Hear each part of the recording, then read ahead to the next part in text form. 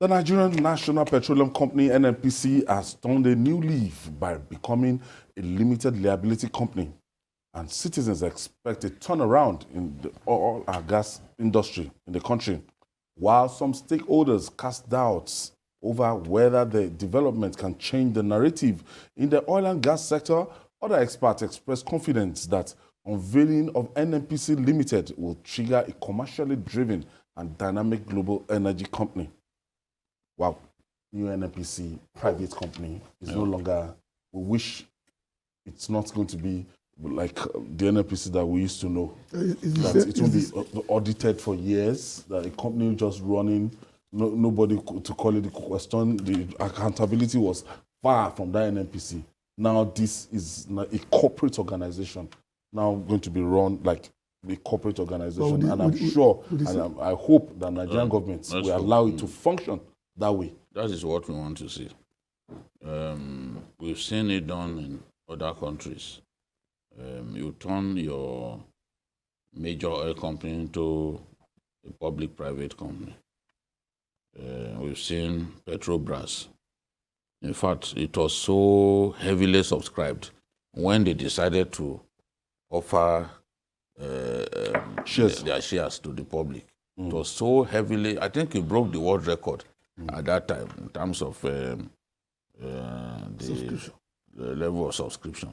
I believe that it will not put an end to corruption, because you can't say that Petrobras has totally defeated corruption. But in terms of the way the place will be run, you are going to experience so much improvement. No doubt about it. Look at the Nigerian liquefied natural gas.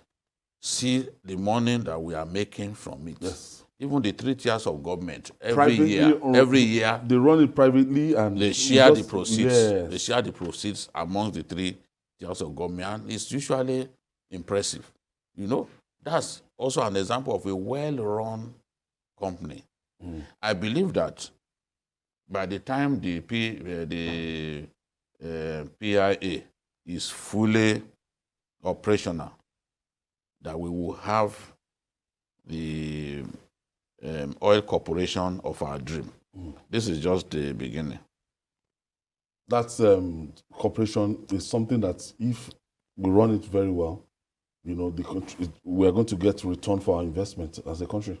Well, I'm a pessimist when it comes to converting national assets to private companies. The experience of the electricity companies have taught me to be not to be as optimistic as some others are within because the same people that were running NNPC are also going to run NNPC Limited. So it's just a change of cap from Babariga to Senator. Nothing has really changed in terms of corporate governance, in terms of the personnel. So he just left office on Friday as a member of NNPC and returned on Monday as a member of NNPC Limited. We're going to take more than a cosmetic change of name or even consumer-backed privacy to really change the way we've been doing business for the last 60 years. Okay. Now joining us for more discussion on this issue is the Senior Special Assistant to the President on Public Communication, Ajuri NGELALE. Thank you for joining us, Ajuri. Thank you very much for having me. Good evening, distinguished colleagues and viewers. Actually, what is going to change in NNPC? Now, GKB has expressed his pessimism that, Mele Kyari on Friday, he was the MD of NNPC. By Monday, he's resuming as the new MD of this new company. So tell us those things that will change significantly about NNPC Limited. Tell us why we should be excited about the change that has happened. Well, thank you very much, gentlemen. Let me start by saying that the history of the Nigerian National Petroleum Corporation is well known to Nigerians. And so I would be a bit naive to expect that Nigerians would not be a bit cynical or a bit concerned about the prospects of the corporation moving forward based on the decades-long history of graft and mismanagement and all of the things that all of us are very familiar with. So let me be very clear about what the differences are and how it works. First and foremost, we all know that it has transited from being a public corporation to now being a limited liability company. This is important because as a limited liability company, it's subject to the mandates of the Company and Allied Matters Act, CAMA 2020, which was, of course, signed into law by President Muhammadu Buhari in 2020 after about 30 years of non-movement on the amendment of the original CAMA 1990. Now, one of the key mandates of the CAMA that the NNPC Limited is now subjected to fully, like every other company in the country, is there are now mandatory audits conducted by independent auditors of all of the books every single financial year. This was something that the NNPC was not subjected to by law before. It is now subjected to comply with that law today. That's one. Secondly, the governance structure is totally different. So before now, you would recall that anything that the NNPC wanted to do in terms of engaging in joint ventures, wanting to make investments, whether it's upstream, midstream, or downstream, that they would have to basically haggle with the National Assembly. And we all know the kind of give and take in the National Assembly over the last several decades. A lot gets diverted, a lot gets lost, and your objectives are usually not met when you have to go through that haggling process with the National Assembly. That is the historical fact in terms of the realities of our country. What has now happened is that instead of having to go to the Federal Executive Council through the Minister of Petroleum Resources, right, the topmost decision-making body of the new NNPC Limited is now the board of NNPC Limited. It is no longer the Federal Executive Council. It is no longer requiring an engagement with the National Assembly to appropriate its budget, to determine which projects it wants to engage in and all of that. Actually, they can now take those decisions independently within the... Let me hold you on there, Ajuri. So just to round up the last point, so the governance structure has changed. They're now having the independent power, the independent ability to make decisions as it relates to finance, as it relates to investments, as it relates to project prioritization. And they're able to do it with much more agility and much more speed because they're no longer tied down by the kind of political and bureaucratic interference that it was subjected to as a public corporation when you're dealing with budget politics in the National Assembly, and of course having to go through the kind of bureaucratic rigmarole of operating within the ambit of the Federal Executive Council. So all of that has now been bypassed. In addition to that, other public sector regulations, such as the Treasury Single Account, the Fiscal Responsibility Act, as well as the Public Procurement Act, no longer apply to the functioning and operating dynamics of the new NNPC Limited. It is essentially truly operating as an independent private enterprise, as a limited liability company, now not subjected to some of those regulations, which again can slow down and frustrate a lot of what you want to do when you want to take quick investment decisions. Remember that the NNPC Limited is now a company operating in a global commercial space where they're competing against oil companies from Angola, you name it, countries across Africa, countries across the world for various investment opportunities, not just in Nigeria, but also across the continent and eventually around the world.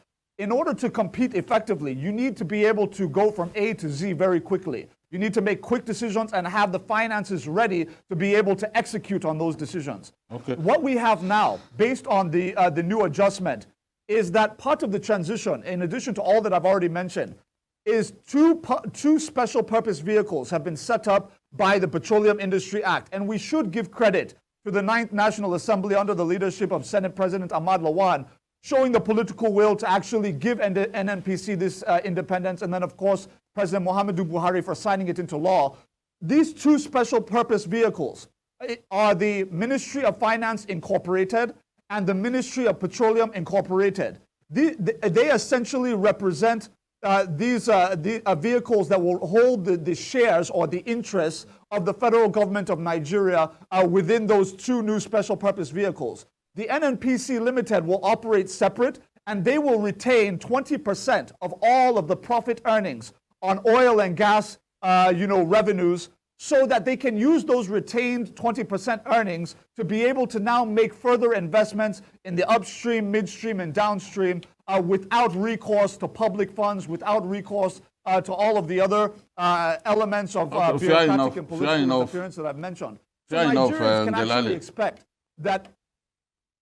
Now, we see Petrobras from Brazil, we see Petronas from Norway embark on big, big investments across the world.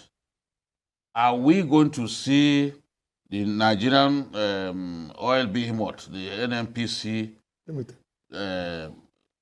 doing such big investments beyond the borders of our country? Oh, absolutely, absolutely. Let's start first, though. You know, charity begins at home, as it is said. So you want to make sure that you've maximized the opportunities domestically, even as you're planning the international investments. Let's start from the fact that, and I'll give you a very clear example. In the downstream, the new group CEO, of course, the former GMD, Mele Kolokiari, at the event where the president unveiled the new NNPC Limited, made the announcement that in the downstream component of the company, they are getting ready to establish 1,000 additional retail filling stations nationwide, NNPC retail filling stations. Today, the NNPC currently has a little over 500 retail filling stations nationwide. The first one was established in 2002. That is 20 years ago. We've done 500 in 20 years. Now, because of the new freedom that has been given to the NNPC Limited and the resources that they now have available to themselves to make these decisions, the group CEO now announced to Nigerians that within the next 6 months, there's going to be an additional establishment of an additional 1,000 new retail filling stations. 1,000 in 6 months versus 500 in 20 years. That's the difference in speed in terms of the kinds of investments you can make under the new arrangement as against the old arrangement. In addition to that, you have opportunities obviously in refining. I think it's really critical to mention, to update Nigerians using this platform now, where we are in terms of the refinery rehabilitation project, the $1.5 billion refinery rehabilitation project in Port Harcourt. You essentially have two legs of the old refinery. The first one was constructed in 1965, which processed or refined 60,000 barrels per day capacity of petroleum products. Then you now had the 1989 addition of 150,000 barrels per day, making 210,000 barrels per day in Port Harcourt refinery. Now, of course, with the $1.5 billion rejuvenation project, we're bringing it back to 90% capacity within the year 2023. How this is going to work is from March 2021, we started the reconstruction. It's ongoing. By March 2023, that is the first quarter of next year, within the life of President Muhammadu Buhari's administration, we're going to bring on 90% of the original 60,000 barrels per day capacity, meaning that we will actually be refining up to about 54,000 barrels per day in March 2023. Then by December 2023, we would have now had the 90% of the total 210,000 barrels per day because of the investments made by Mr. President with the Port Harcourt refinery rehabilitation. So that's about 189,000 out of 210,000 barrels per day that Nigerians can look forward to in 2023, by December ending 2023. In addition, of course, to the private investments. Dangote Refinery, my brother, everybody, of course, talks about Dangote Refinery also coming on stream in the first quarter of 2023. But very few people are talking about the fact that the NNPC Limited has already paid out over $1 billion to buy stake in the Dangote Refinery of up to 20%. We're almost completing the payments for the 20% stake. We know that what we paid for that stake is going to be very, very small compared to the massive revenues that are going to come to the Federation through that 20% stake that we now have in Dangote Refinery. The last point I'll make on refining is, in addition to that, we just announced, the federal government just announced through of course, the NNPC Limited, that there is the establishment of a new 100,000 barrels per day refinery that's being co-located at the Port Harcourt refinery, separate from the 210,000 barrels per day that the federal government owns, that the NNPC Limited owns, we now have a private company called African Petroleum constructing a 100,000 barrels per day refinery in that same complex in conjunction with the old one. And we are currently purchasing 10% of ownership stake in that new 100,000 barrel per day refinery in Port Harcourt. The point here is that we are making very strategic investments, even in private investments coming in to the upstream, downstream, and midstream projects in the country. Not to talk of deep let me offshore, ask you this question before I allow you go. Inland, onshore projects, etc. So there's so much going on. Ajuri, do you have evidence that the repairs of the refineries have begun? Oh, absolutely, my brother. In fact, ironically, if you watched a competitor station last night, we actually aired a documentary on another station, 7:30 last night, so our viewers where we went to Port Harcourt Refinery and we actually did a full audit of the work that is going on. This is not the usual turnaround maintenance that we are used to in this country, where government pays out billions of dollars to somebody not to do anything.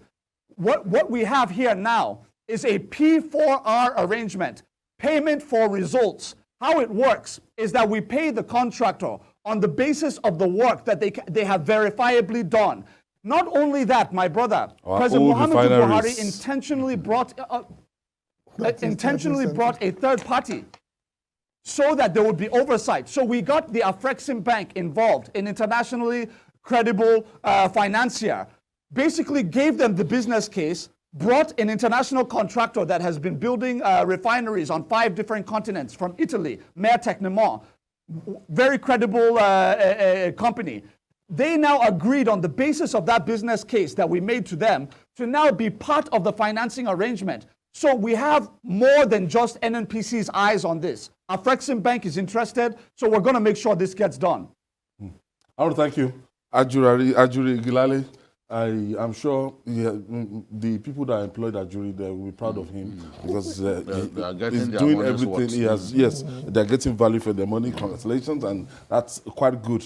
But when you listen to Ajuri, you will think all is well with that sector. No, is it not? But I feel pained that we have to wait to have stake that's not true. in Dangote's refinery. That's not true. To have to buy stake in Dangote refinery. We're not saying that we have arrived, though. Huh? What we are saying is that we have made verifiable progress in the right direction. You are doing well. You are doing well, Ajuri. You are doing well. Thank you. Thank you. Thanks. Wow. Well, Since we got there in 2000 and this thing, we didn't build our own refinery. We had to wait for Dangote to buy that stake, by 20%, and we are gloating over it. That we have 20% stake in Dangote. Oh, damn. And we promised to build new ones. And During that same period, Angola built new refinery. During that same period, through what this build, operate and transfer model. Yes, yes. So at the end of the day, it becomes your own. Belongs to the state. So we are still talking about refineries. We've seen Saudi Arabia build new refineries. So old refineries now, we are doing turnaround maintenance and we are still No, doing it never ends. Turnaround maintenance. This is unique now. what he said is that we are taking part of the premises and putting up smaller fraction of what is not working. When people saw that, Anyway, let's we give them benefit of the doubt. Bright side. There's always a bright side. Yes, so this weekend, very happy. Yes,